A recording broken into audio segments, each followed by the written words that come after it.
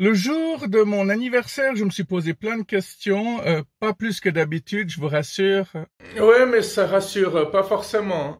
Je me suis demandé s'il y avait des personnes qui allaient exprès dans des kiosques, des restaurants, n'importe où, en disant que c'était leur anniversaire, juste en espérant avoir quelque chose gratuit. Alors, j'imagine ce genre de personnes, hein, ceux qui vont tout le temps quelque part en disant c'est mon anniversaire, mais en même temps, tu peux pas le faire toutes les 2 semaines dans le restaurant de ton quartier, par exemple. Soit tu t'amuses à aller chaque fois dans un nouveau village, à découvrir un café, à dire c'est mon anniversaire, voilà. Mais après, de l'autre côté du comptoir, il y a aussi ces personnes qui ont un peu peur des gens qui ont leur anniversaire.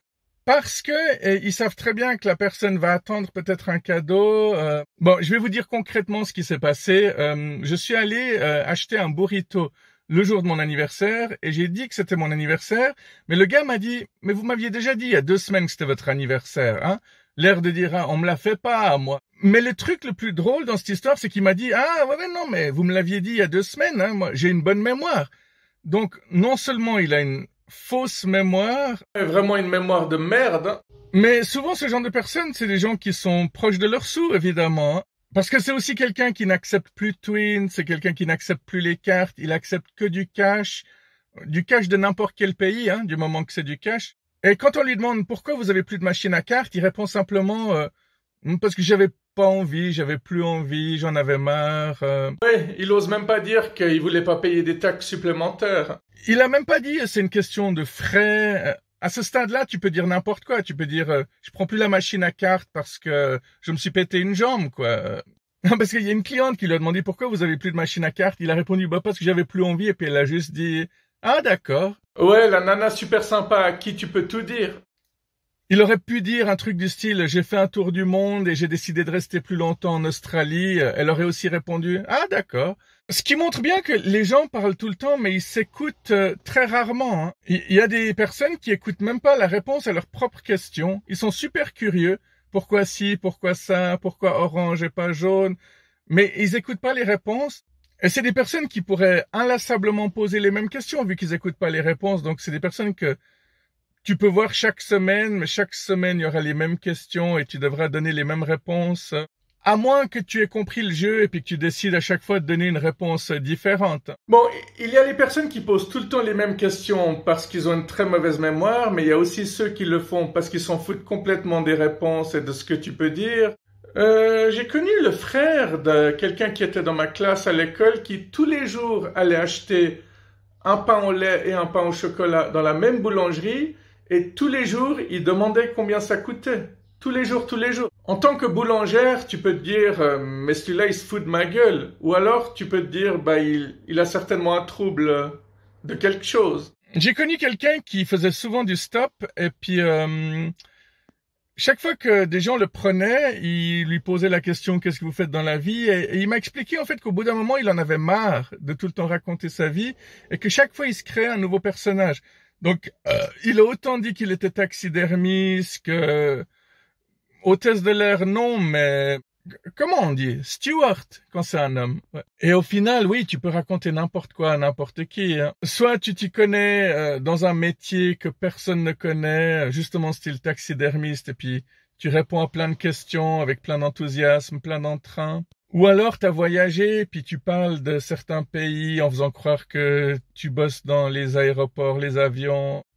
Au final, on dit que la vie n'est qu'une illusion, que le temps n'existe pas, mais c'est les montres et les horloges qui existent. Pour la mafia russe, le cartel, les yakuza, toutes ces personnes qui vont pas vivre forcément jusqu'à 50 ans. Alors, quand t'entends ce genre de théorie, tu te dis, bah, finalement, tout n'est qu'un jeu, donc la vie devient ton terrain de jeu et finalement, tu peux soit t'emmerder, soit t'amuser tout le temps.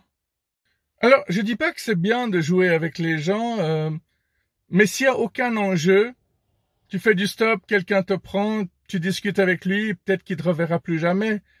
Et peut-être que si tu lui as raconté que des conneries, il s'en rendra compte tôt ou tard, parce qu'il va peut-être parler de toi autour d'une table à ses amis, puis ils vont dire ouais non mais ça tient pas debout tout ça. En même temps, on sait très bien qu'il y a des gens qui remettent tout en doute, même quand ton histoire est parfaitement vraie on va quand même pas te croire.